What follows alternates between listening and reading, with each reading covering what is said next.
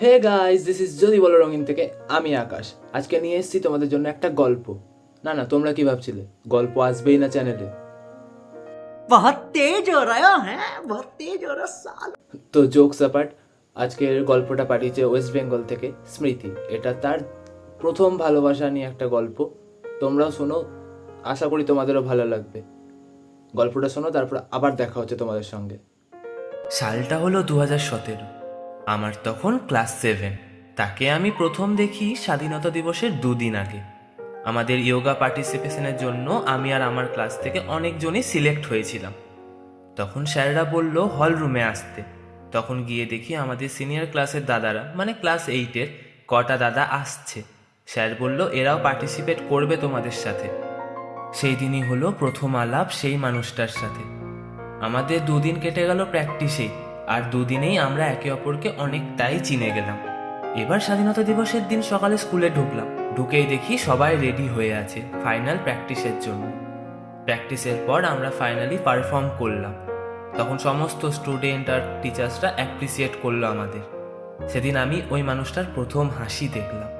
ওই যে সেই হাসিটা, উফ, কি করে বোঝাবো আমি, শুধু ক্যাপলার মতো দেখতেই রয়ে গেলাম।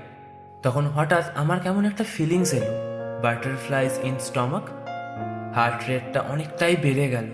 সেদিন বুঝলাম আই এম ইন লাভ। এবার তখন সালটা 2018। প্রথম দিন থেকেই ক্লাসের প্রথম বেঞ্চে বসতাম, যাতে ও করিডোর দিয়ে পেরোলে আমি তাকে দেখতে পাই। টিফিন টাইমে টিফিন না খেয়ে শুধু ওকেই দেখতাম। আর এই ব্যাপারটা আমার বেস্ট ফ্রেন্ড ছাড়া আর কেউ জানতো না। এবার স্টোরিতে একটা টুইস্ট এলো। হ্যাঁ, এবার টুইস্টটা জানার জন্য হলেও তোমরা পুরো গল্পটা শুনতে থাকো। ওদের ক্লাসে একটা নতুন মেয়ে ভর্তি হলো। 2 সপ্তাহ পর খবর পাই ওরা দুজন রিলেশনশিপে এসেছে। তখন আমি আমার রাগ আর জেলাসিতে আমার পার্সোনাল ডায়েরিটা আগুনে পুড়িয়ে দিই, যার মধ্যে 2017 থেকে 2018 অবধি সব লেখা ছিল ওর ব্যাপারে। মা তখন জানতে পারে, কিন্তু মা কিছু বলেনি। মা শুধু আমাকে শান্ত করে আর বলে ইটস ওকে, এখানেই জীবন কিন্তু শেষ হয়ে যায়নি। তারপর থেকে আমি রোজ দেখতাম ওদের দুজনকে একসাথে। আমার রাগ হতো, খারাপ লাগতো, কিন্তু নিজেকে কন্ট্রোল করে নিতাম। এবার সাল 2020, কোভিড-19 এলো আর স্কুল বন্ধ। ওকে আমি ফেসবুক, ইনস্টাতে সার্চ করি, কিন্তু খুঁজে পাইনি। তো খোঁজ লাগালাম, তখন জানতে পারি ও সোশ্যাল মিডিয়া চালায় না। সাল 2021, আমার 10 বোর্ডসের আগে আমি ফাইনাল রিভিশন দিতে যাই হিন্দি টিউশনে। ওটা আবার ওদের বাড়ির গ্রাউন্ড ফ্লোরে। হঠাৎ তখন ওর সাথে দেখা। আমি তখন এক জায়গায় বরফের মতো জমে যাই। তখনই আমার বন্ধুরা আমাকে ডেকে নেয়। তারপর সোজা 2021-এর নভেম্বর মাস, লকডাউন শেষ হলো, স্কুল খুললো। তখন আমি ক্লাস 11 আর ও 12।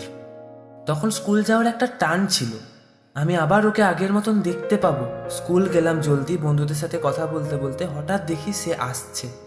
আমার মনে হচ্ছে আমি আবার 2017-তে ফিরে এসেছি। তার সেই হাসি, সেই স্কুলের ড্রেস, সব একই আছে, শুধু আরও একটু লম্বা হয়ে গিয়েছে, আরও হ্যান্ডসাম হয়ে গিয়েছে।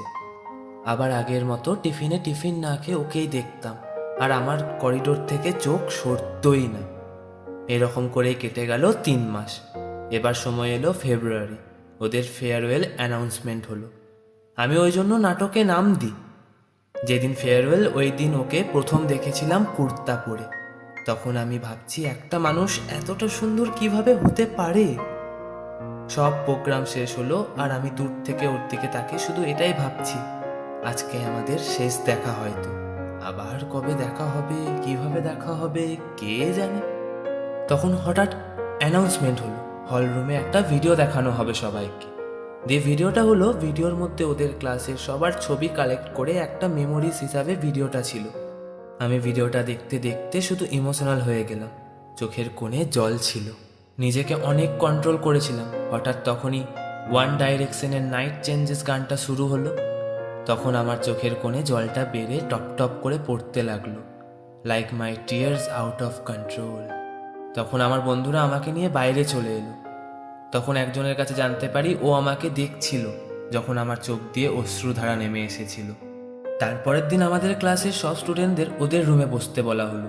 তখন আমার সাফোকেশন শুরু হয়, আর ভাবছি শেষ দিন অবধি ও এই রুমেই বসতো। কিন্তু দেখতে দেখতে সময়ের সাথে সাথে আমি নিজের ইমোশনসটাকে কন্ট্রোল করতে শিখে গেলাম।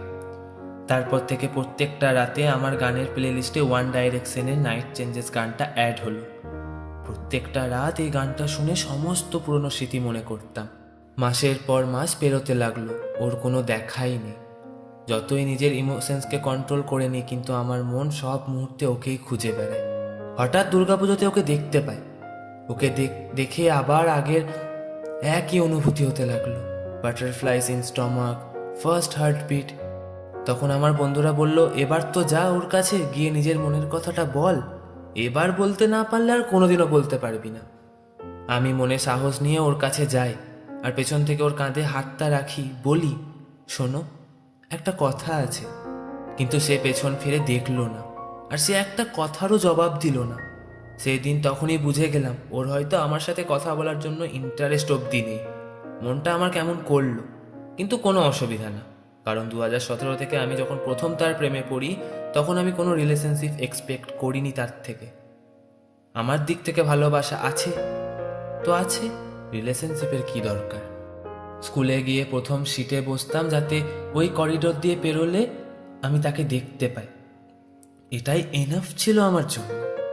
আজ August 2024, almost 7 years, still my heart beats fast whenever I see him. Maybe I'm nothing to him, maybe he have forgotten about me, but he will have a special place in my heart. আর গল্পটা কেমন লাগলো তোমাদের comment বক্সে জানাতে কিন্তু ভুলো না। ভিডিওটা যদি ভালো লেগে থাকে, গল্পটা যদি ভালো লেগে থাকে, একটা লাইক করে দিও। চ্যানেলে যদি নতুন হয়ে থাকো, চ্যানেলটা সাবস্ক্রাইব করে দিও।